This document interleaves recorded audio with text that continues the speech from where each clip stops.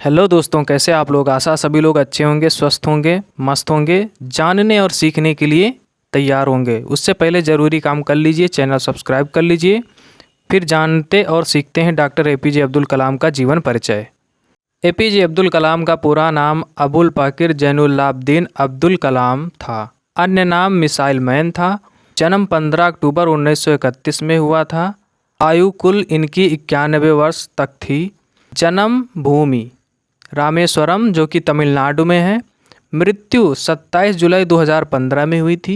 मृत्यु स्थान शिलांग जो कि मेघालय में है। इनके पिता का नाम जैनुलाब्दीन था। पत्नी अविवाहित यानी इनकी शादी नहीं हुई थी। नागरिकता ये भारतीय थे मूल रूप से। प्रसिद्धि भारतीय मिसाइल कार्यक्रम के जनक थे ये। पद भारत के 11वें राष्ट्रपति थे। कार्यकाल 25 जुलाई 2002 से 25 जुलाई 2007 तक था इनका। शिक्षा इनकी स्नातक थी। विद्यालय मद्रास इंस्टीट्यूट ऑफ टेक्नोलॉजी। भाषा हिंदी, अंग्रेजी और तमिल थी इनकी। डॉक्टर कलाम जी को मिलने वाला पुरस्कार एवं उपाधि भारत रत्न 1997 में मिला था।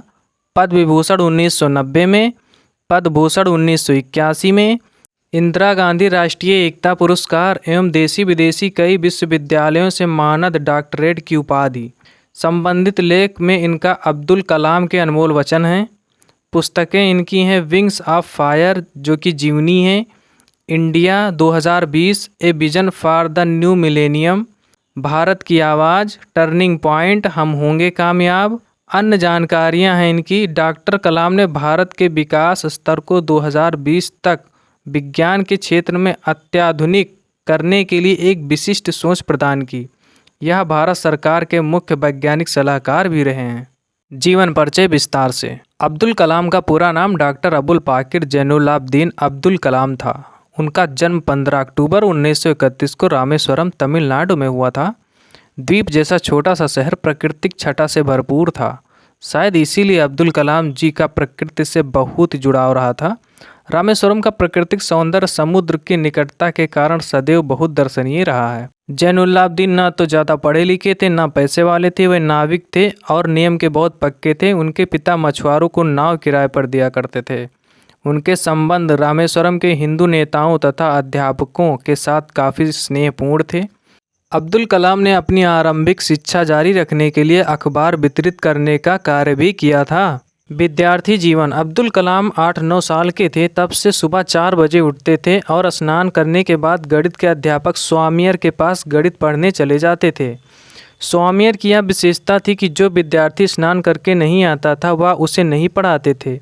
स्वामियर एक अनोखे अध्यापक थे और 5 विद्यार्थियों को प्रतिवर्ष निःशुल्क ट्यूशन पढ़ाते थे। इनकी माता इन्हें उठाकर स्नान कराती थी और नाश्ता करवा कर ट्यूशन पढ़ने भेज देती थी।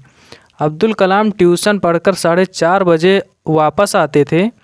उसके बाद अपने पिता के साथ नमाज पढ़ते थे। फिर कुरान शरीफ का अध्ययन करने के लिए वह आरएसी मदरसा चले जाते थे। उसके बाद कलाम जी रामेश्वरम के रेलवे स्टेशन और बस अड्डे पर जाकर समाचार पत्र एकत्र करते थे।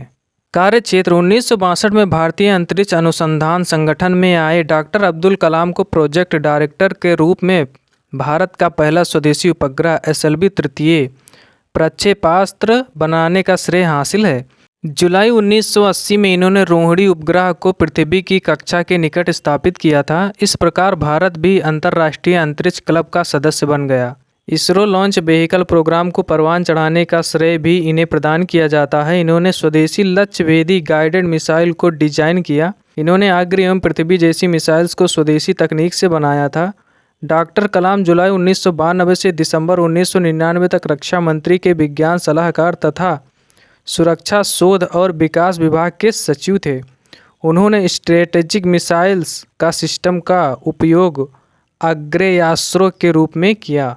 डॉक्टर अब्दुल कलाम जब HAL एक वैमानिक इंजीनियर बनकर निकले तो उनके पास नौकरी के 2 बड़े अवसर थे। यह दोनों ही उनके वर्षों पुराने उड़ान के सपने को पूरा करने वाले थे।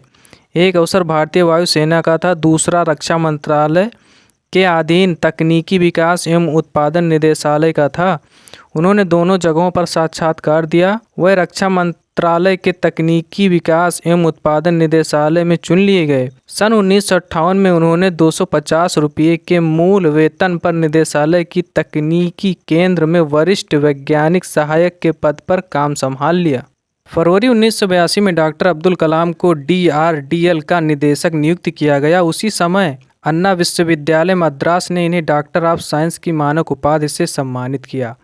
एरोनॉटिकल इंजीनियरिंग में डिग्री हासिल करने के करीब 20 साल बाद यह मानद उपाधि डॉक्टर अब्दुल कलाम को प्राप्त हुई। ये रक्षा मंत्री के तत्कालीन वैज्ञानिक सलाहकार डॉक्टर VS अरुणाचलम के मार्गदर्शन में integrated guided missile development programme का प्रस्ताव तैयार किया। स्वदेशी मिसाइलों के विकास के लिए एक स्पष्ट और सुपरिभाषित मिसाइल कार्यक्रम तैयार करने के उद्देश्य से डॉक्टर अब्दुल कलाम की अध्यक्षता में एक कमेटी बनाई गई। व्यक्तित्व: डॉक्टर कलाम व्यक्तित्व के धनी थे। वेशभूषा, बोलचाल के लहजे अच्छे खासे, सरकारी आवास को छोड़कर हॉस्टल का सादगीपूर्ण जीवन, ये बातें उनके संपर्क में आने वाले प्रत्येक व्यक्ति पर एक सम्मोहक प्रभाव छोड़ती हैं। ज्ञान प्रौद्योगिकी देश के विकास और युवा मस्तिष्क को प्रज्वलित करने में अपनी तल्लीनता के साथ साथ हुए पर्यावरण की चिंता भी खूब करते थे। साहित्य में रुचि रखते थे, कविता लिखते थे, वीणा बजाते थे। वह अपना अधिकांश समय कार्यालय में बिताते थे। डॉक्टर कलाम में अपने काम के प्रति जबरदस्त दीवानगी थी। उनकी सक्रियता तथा स्फूर्ति काबिले तारीफ थी। कलाम जी पूर्णतः शाकाहारी व्यक्ति थे। वे मदिरापान से बिल्कुल परहेज करते थे। डॉक्टर कलाम की याददाश्त बहुत तेज थी। वह घटनाओं को तथा बातों को याद रखते थे। सम्मान और पुरस्कार: नंबर 1 इंस्टीट्यूशन ऑफ इंजीनियर्स का national design award.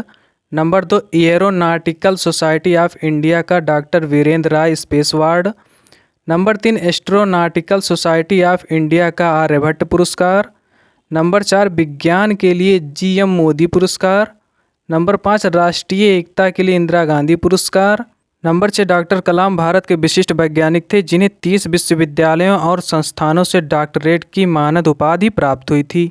Number 7 Bharat के नागरिक सम्मान के रूप में डॉक्टर कलाम को 1981 में पद्म विभूषण, 1997 में भारत रत्न सम्मान प्राप्त हो चुके थे। नंबर 8 डॉक्टर कलाम ऐसे तीसरे राष्ट्रपति थे जिन्हें भारत रत्न का सम्मान राष्ट्रपति बनने से पूर्व भी प्राप्त हुआ है। अन्य 2 राष्ट्रपति सर्वपल्ली राधाकृष्णन और डॉक्टर जाकिर हुसैन हैं। नंबर 9 ये प्रथम वैज्ञानिक थे जो राष्ट्रपति बने थे और प्रथम राष्ट्रपति थे जो अविवाहित थे।